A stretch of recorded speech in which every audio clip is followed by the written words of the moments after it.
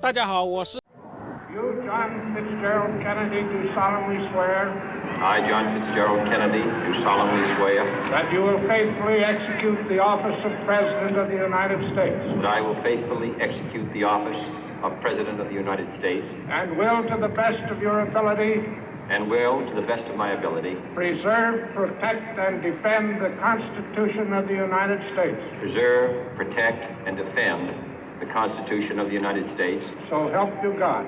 So help me God.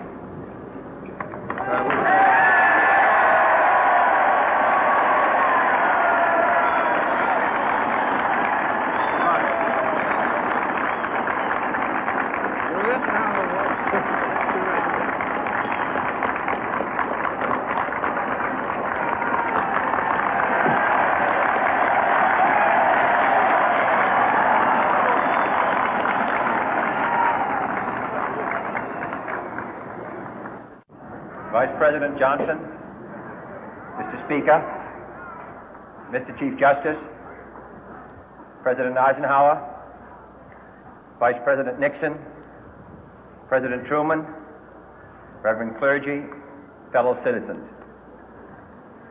We observe today not a victory of party, but a celebration of freedom, symbolizing an end as well as a beginning, signifying renewal as well as change. For I have sworn before you and Almighty God the same solemn oath our forebears prescribed nearly a century and 3/4 ago. The world is very different now, for man holds in his mortal hands the power to abolish all forms of human poverty and all forms of human life. And yet the same revolutionary beliefs for which our forebears fought are still at issue around the globe. The belief that the rights of man come not from the generosity of the state, but from the hand of God. We dare not forget today that we are the heirs of that first revolution.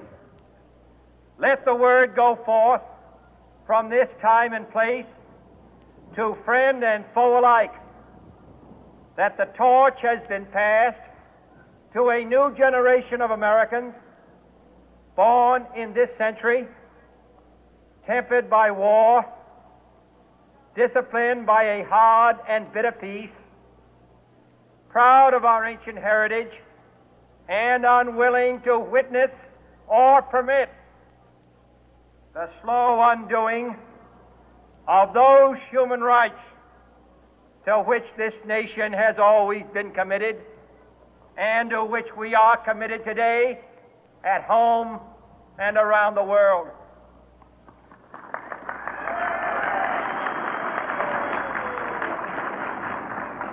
Let every nation know, whether it wishes us well or ill, that we shall pay any price, bear any burden, meet any hardship, support any friend, oppose any foe to assure the survival and the success of liberty.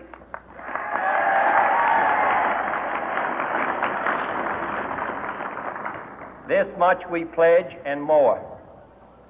To those old allies whose cultural and spiritual origins we share, we pledge the loyalty of faithful friends. United, there is little we cannot do in a host of cooperative ventures. Divided, there is little we can do, for we dare not meet a powerful challenge at odds and split asunder. To those new states whom we welcome to the ranks of the free, we pledge our word that one form of colonial control shall not have passed away, merely to be replaced by a far more iron tyranny. We shall not always expect to find them supporting our view, but we shall always hope to find them strongly supporting their own freedom, and to remember that in the past, those who foolishly sought power by riding the back of the tiger ended up inside.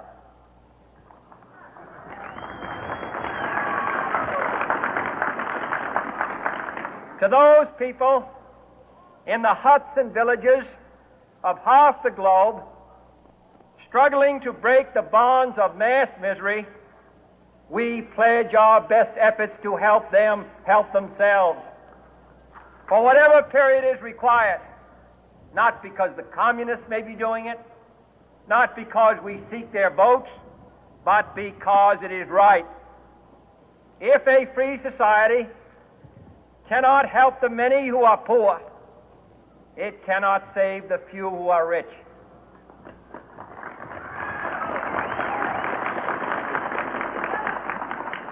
To our sister republics south of our border, we offer a special pledge to convert our good words into good deeds, in a new alliance for progress, to assist free men and free governments in casting off the chains of poverty.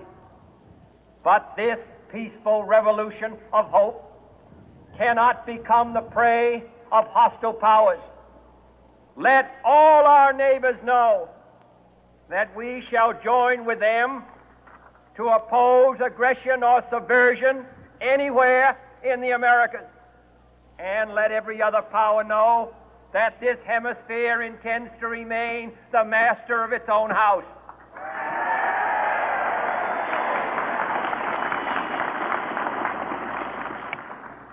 To that World Assembly of Sovereign States, the United Nations, our last best hope, in an age where the instruments of war have far outpaced the instruments of peace, we renew our pledge of support to prevent it from becoming merely a forum for invective, to strengthen its shield of the new and the weak, and to enlarge the area in which its writ may run.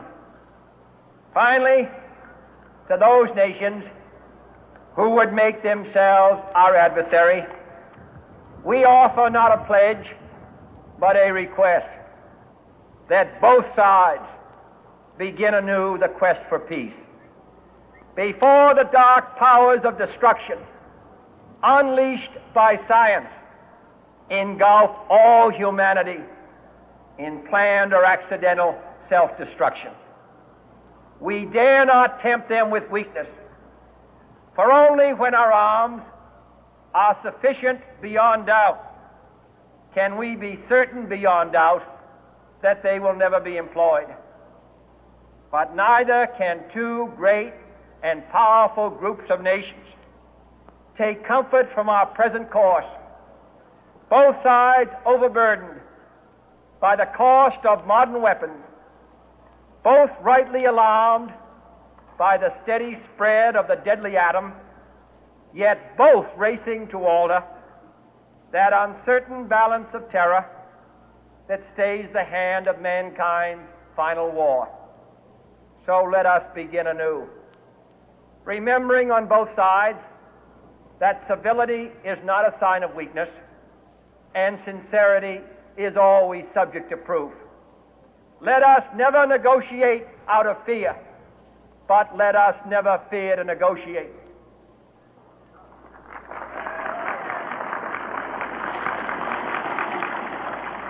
Let both sides explore what problems unite us, instead of belaboring those problems which divide us. Let both sides, for the first time, formulate serious and precise proposals for the inspection and control of arms, and bring the absolute power to destroy other nations under the absolute control of all nations.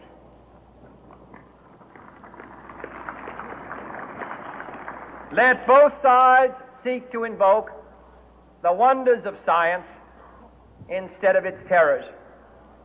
Together, let us explore the stars, conquer the deserts, eradicate disease, tap the ocean depth, and encourage the arts and commerce. Let both sides unite to heed in all corners of the earth the command of Isaiah to undo the heavy burden and let the oppressed go free. And if a beachhead of cooperation may push back the jungle of suspicion, let both sides join in creating a new endeavor, not a new balance of power, but a new world of law, where the strong are just and the weak secure and the peace preserved.